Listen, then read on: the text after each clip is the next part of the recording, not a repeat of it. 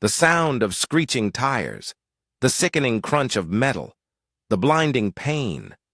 That's all I remember before everything went dark. I woke up in a hospital bed, confused and in agony. My entire body ached, my head pounded, and the air smelled of antiseptic. My throat was dry, my vision blurry. The sterile white ceiling above me felt suffocating. A nurse was at my side, checking my vitals. When she noticed I was awake, she offered me a reassuring smile. "You're very lucky," she said gently. "The accident was serious, but you're going to be okay." Lucky. That's what they told me.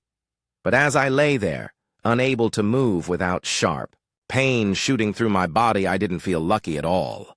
I felt alone. I had suffered internal bleeding, 2 cracked ribs, and a fractured leg. The paramedics had to rush me into emergency surgery to stop the bleeding. The doctor said it was a miracle I had survived at all, but none of that compared to the heartbreak I was about to experience. Because my parents never came. For days, I waited. I kept telling myself they must be busy. Maybe they didn't get the message right away. But the hospital assured me they had called my emergency contacts, my parents, several times. Nothing. No visit, no phone call, not even a text. It wasn't until 4 days later that I finally heard from them, and the reason for their silence shattered me. A family friend came to visit me on my 6th day in the hospital. She sat beside my bed, holding my hand, her expression full of concern. "I still can't believe your parents didn't come," she murmured, shaking her head. I swallowed the lump in my throat. "Maybe they were busy," I said, though even I didn't believe it anymore. She hesitated before speaking again. Well, I guess they were really caught up in his big day. I frowned. His? Then she said it. "Your brother's award ceremony." Everything inside me went still. My parents knew I was in the hospital. They knew I had been in a life-threatening accident. And yet, instead of coming to see me, they chose to attend my brother's award ceremony. I could barely process it.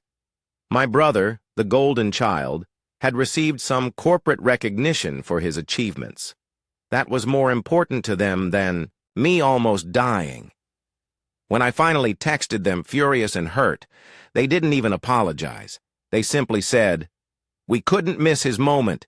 It was a once-in-a-lifetime accomplishment." A once-in-a-lifetime accomplishment? I almost lost my life. But that didn't matter to them. Because in their eyes, my brother was always the priority. A week later, when I had given up on them completely, my parents finally showed up. They came smiling, carrying a bouquet of flowers like nothing had happened. I should have felt relieved. But the moment I saw their faces, I knew they weren't here for me. I stared at them. "What do you want?" I asked, my voice flat. They exchanged glances before my mother spoke. Her voice trembled as she burst into tears. "Your brother. He's in trouble." I listened in stunned silence as they explained. My brother had been arrested for fraud. He had been siphoning company funds into his personal accounts, forging financial statements, and committing embezzlement. And now, he was in jail. They had already spent most of their money hiring lawyers for him, and now they needed more. "We need your help," my father said. "You have savings. You can bail him out." I couldn't believe it. They didn't come when I was broken and alone in a hospital bed. But now that their precious son was in trouble, they suddenly remembered I existed, and they had the audacity to ask me for money. I took a deep breath. Then I said, "No." When I was finally discharged from the hospital, I just wanted peace. But peace was the last thing I got. The moment I arrived home, they were waiting for me. They must have called the hospital to find out when I was leaving because I never told them. Before I could even unlock my door, they started. "You're heartless," my mother sobbed. "We've already lost one child and now we're losing you too." "You're punishing us," my father spat. "Just because we love him more." That was it. They finally said the truth out loud. We love him more. They saw me not as their daughter, but as a resource. Someone they could manipulate when they needed help. I was done. "If you don't leave, I'll call the police," I said. For the first time in my life, I held power over them. After I refused to help, my parents did something even worse. They told the whole family that I was selfish, that I had refused to help my brother out of spite. But then, something unexpected happened. Distant relatives started reaching out to me, not to scold me, but to support me. Because as it turned out, I wasn't the only one my parents had mistreated. My aunt told me that my brother had borrowed a huge sum of money from her husband, then never paid it back.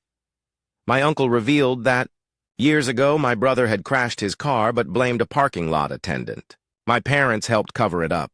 A cousin told me that my parents once destroyed a family business partnership just because they didn't think the other relative was important enough to be associated with my brother. For years, they had protected him, no matter what he did, and now he was facing the consequences, and I felt nothing for him. My parents managed to scrape together the money to bail him out. But the case wasn't over. My brother cut a deal. He provided information on his superiors to get a lighter sentence, 1 year in prison, plus community service. My parents? They lost everything, their reputation, their savings, even my father's biggest client. And me? I blocked them on everything. I even told my building to refuse them entry if they ever showed up. And for the first time in my life, I felt free. I found support in the family members who actually cared. I started healing. I stopped chasing love from people who never valued me, and I realized something important. Family isn't just blood. Family is who truly stands by your side, and I was finally standing by my own side. I'm in charge of my life. Thank you for watching. If you haven't subscribed yet, please do so and hit the notification bell to stay updated with more shocking real-life stories happening around you.